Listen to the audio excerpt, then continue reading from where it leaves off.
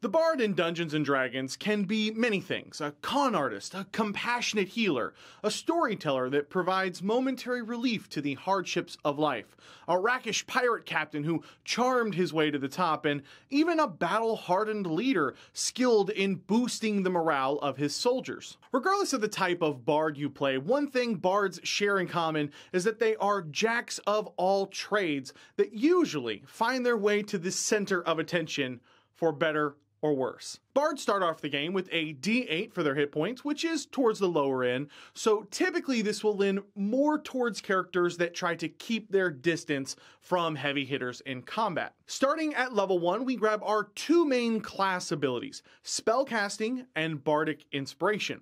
Of the biggest separators for the Bard in classes like the Fighter is the Bard's ability to cast spells, and unlike in some previous editions of the game, the Bard in 5th edition is a full caster class, meaning that they get access to new levels of spells at the same rates as a wizard, druid, cleric, etc. Speaking of spellcasting, this is something that will also help set bards apart from other casters in that their spell selection is very unique to their class.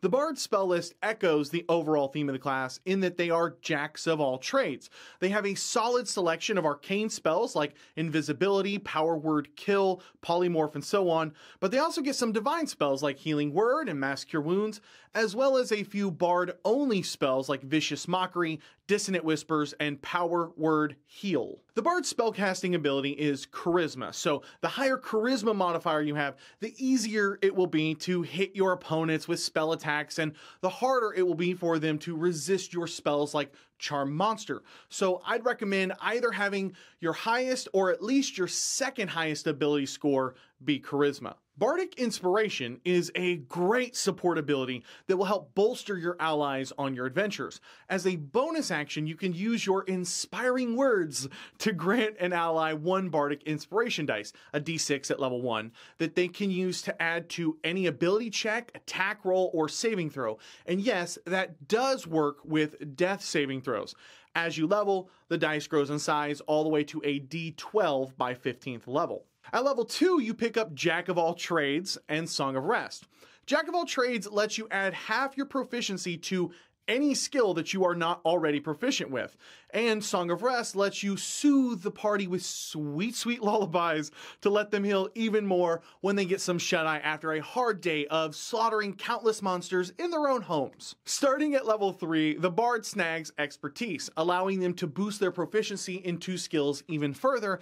And at level 3, we also get to select our Bardic College or archetype. Starting off with the 2 original colleges in the player's handbook, we have the College of Lore and the College of Valor. The College of Lore, many will argue, is probably one of the strongest archetypes in the game for any class, and definitely a solid option for bards, creating a great caster-heavy character that can hold its own with wizards and sorcerers as the party's primary magic user. While I don't have enough time to highlight every ability for every college choice for the bard, the 2 biggies here are Cutting Words and Additional Magical Secrets. Cutting Words allows you, as a reaction, to use your inspiration dice against a foe instead of just to bolster an ally, meaning that whenever a creature within 60 feet makes an attack roll, ability check, or damage roll, you can roll your dice and subtract it from their total.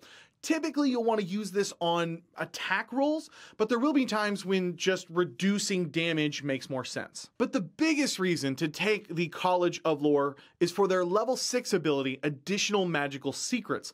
This allows you to snag any 2 spells from any class's spell list in the game and add them to your known spells. While there are a lot of great choices here, one spell in particular stands out as almost a must-take, and that's Counterspell.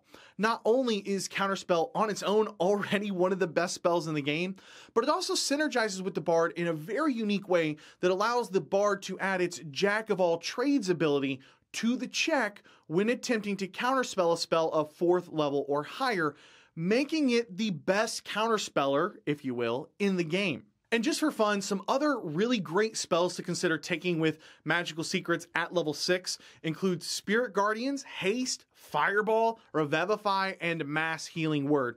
But again, don't be afraid to take something that I didn't mention here. Just build the character that you guys ultimately want to play. College of Valor, on the other hand, is the more traditional combat-focused option and one of my personal favorite classes to play in all of Dungeons & Dragons 5th edition. Right out of the gate at level 3, you pick up proficiencies in medium armor, shields, and martial weapons. So if you plan to use your bard to strike from afar with the bow, you'll now be able to use the D8 longbow instead of just the D6 short bow. The College of Valor also gives you the option to have your allies use bardic inspiration dice to both increase damage of a successful attack or to simply add it to their AC whenever a foe makes an attack against them. And Valor Bards also get extra attack at level 6, making them feel more like a traditional fighter type. Next up, we have the 3 new colleges introduced in Xanathar's Guide to Everything. The first of which is the College of Swords. To be honest, the College of Swords will feel very much akin to the College of Valor. In both, you gain access to medium armor and you gain extra attack at level 6. However, an easy way to look at it, though this is really kind of just coming from me and my point of view, is that the College of Swords will be more geared towards, you guessed it, swords, where the College of Valor still gives you access to longbows. With the College of Swords, you pick up a fighting style at level 3, either dueling or 2-weapon fighting, and you gain access to scimitars. You also gain an ability called Blade Flourish that allows you, whenever you hit a creature successfully, to expend a bardic inspiration dice to trigger a flourish to added effect. Defensive Flourish lets you deal additional damage and adds to your AC for a round. Slashing Flourish allows you to deal extra damage to your primary target and an enemy that is within 5 feet. And Mobile Flourish lets you deal extra damage while pushing a foe back 5 feet. The College of Glamour is, well, quite glamorous. In short, you gain several abilities that allow you to become so awe-inspiring and radiant, you can inspire allies in combat, granting them temp hit points, charm an entire crowd, making them become enamored with you, and even cast command from your pure aura of awesomeness. And by 14th level, you become so majestic, creatures can't even attack you without making a save against how awesome you are in their eyes. And finally, we have the College of Whispers, the Psychic Bard. This college is for bards that know that true power comes from breaking and interfering with people's minds. While the Whisper Bard doesn't pick up extra attack like Valor or Sword Bards do, they do get a nasty ability at level 3 that lets them strike out psychically for more damage by expending an inspiration dice whenever they hit. Also, this additional damage will grow as they level in the class, starting out at a solid 3d6 at level 3 and expanding to an additional 8d6 psychic damage by level 15. But probably the most interesting class ability they grab is Mantle of Whispers. Oh boy, where to start with this one? At 6th level, whenever a creature dies within 30 feet of you, you can use your reaction to capture its shadow. Yes, you heard that right. Now that you've completed your best Shang Tsung, you can now spend that shadow to take on the full appearance of that dead creature, gaining access to information that creature would have freely shared with an acquaintance. Your soul is mine. And by 14th level, things get really dark when you grab Shadow Lore. Shadow Lore lets you whisper to a creature within 30 feet, effectively charming them for 8 hours for fear that you might reveal to the world their deepest, darkest secrets. So if shadow stealing, creepy psychic blackmail sounds fun to you, you're gonna love the College of Whispers. Fatality. Jumping back over to the core class mechanics for the Bard, and we're not going to cover all of them here, guys. At 5th level, you gain Font of Inspiration, which lets you now recover your Bardic Inspiration dice after just a short rest. So this will give you a nice boost to your Bard, especially if you're playing a Whisper Bard for those big psychic blows. And just one level later, at 6th level, you grab Counter Charm, which allows your Bard a chance to disrupt mind-influencing effects by granting your allies advantage on saving throws against being frightened or charmed while you perform. At 10th and 14th level, you gain access to Magical Secrets, which we touched on a little bit earlier with the College of Lore. This is easily one of the most powerful abilities in the game, allowing you to grab spells from any other class's spell list. Something to take note of here is that the spells need only be of a level that you can cast already. So, by 10th level, a level 5 spell or lower.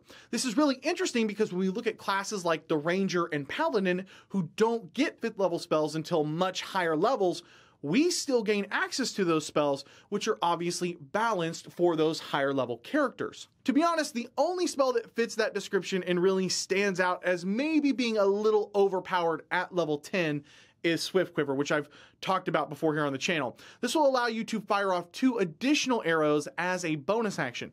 But even if you're looking for just regular spells from the Wizard or Cleric lists, there are tons of great options here for the Bard. And finally, we have the rather bland Bard Capstone Superior Inspiration, which allows you to regain a Bardic Inspiration dice if your tank is empty whenever a new combat starts up. Okay, let's talk a bit about some of the nuance of how to play a Bard in a D&D campaign. As we mentioned earlier, charisma is important for characters that will be spell heavy, though it's totally plausible to have a slightly lower charisma score if your spells will be focused more towards generic buffs that don't rely on high saves or spell attack bonuses like haste, invisibility, or even casting polymorph on allies to give them a boost in health instead of targeting foes with it. Again, this is something you can do, but not something I really recommend unless you're confident in the class spell selection already. Also guys, don't forget those Bardic Inspiration dice. It's easy to lose track of them in combat, and they can be very helpful. I typically recommend being a little more loose with them rather than trying too hard to reserve them. But remember, you can always keep at least just one around just in case someone drops to 0 and starts making death saving throws. That advantage could be the difference in a save versus a natural 1 on the d20 and someone losing their character permanently. As far as spells go, guys, there is no right answer here. The Bard really is so flexible that you can create a unique experience with it that will fit your playstyle.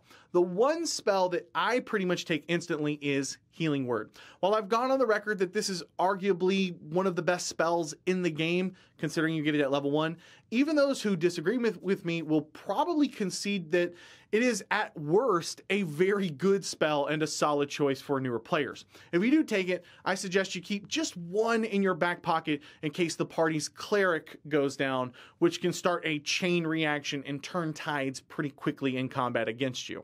Most bards will likely be best suited for dexterity builds, utilizing a bow or perhaps even a rapier in a more support role. But don't be afraid to go strength and mix things up a bit. After all, this is a bard class guide, not a how-to for making cookie cutter characters. Let's shift over to strategy for just a bit. We've already touched on a lot here, but I think it's good to remind people that the bard can be a very good skill monkey, but also a charismatic leader, and that the bard can bring value to the party with their silvered tongue. Thugs and bandits might be reasoned with. Dangerous foes out on the road might be distracted while your rogue takes up a more advantageous position, and multiple groups of enemies might even be turned on one another instead of ganging up on you and your adventuring party. In combat, if you are playing a bard archer, look for spellcasters that might lose concentration with a well-placed arrow. For lore bards who snagged counterspell, make sure you keep that reaction on hand to try and shut down those serious threats. If you're playing a more battlefield control bard, aim those charms at beefier targets as they tend to have lower wisdom scores, and also try to target foes that are the furthest from your party's primary melee character so that they can hold off dealing with them until the end and that they don't get in the way of what they're trying to do on the field. And Polymorph is a very strong bard spell in the mid-game, even when targeting your own allies. As mentioned earlier, this can give them a significant boost in health, even if they deal slightly less damage, and if they take so much damage that they lose their form, they will pop right back to where they were before, essentially nullifying 95% of the damage they took while in that animal form from your polymorph. And the kicker here is that there's no saving throw to be made that might waste your spell slot. As long as your ally doesn't try to resist the spell, it just happens.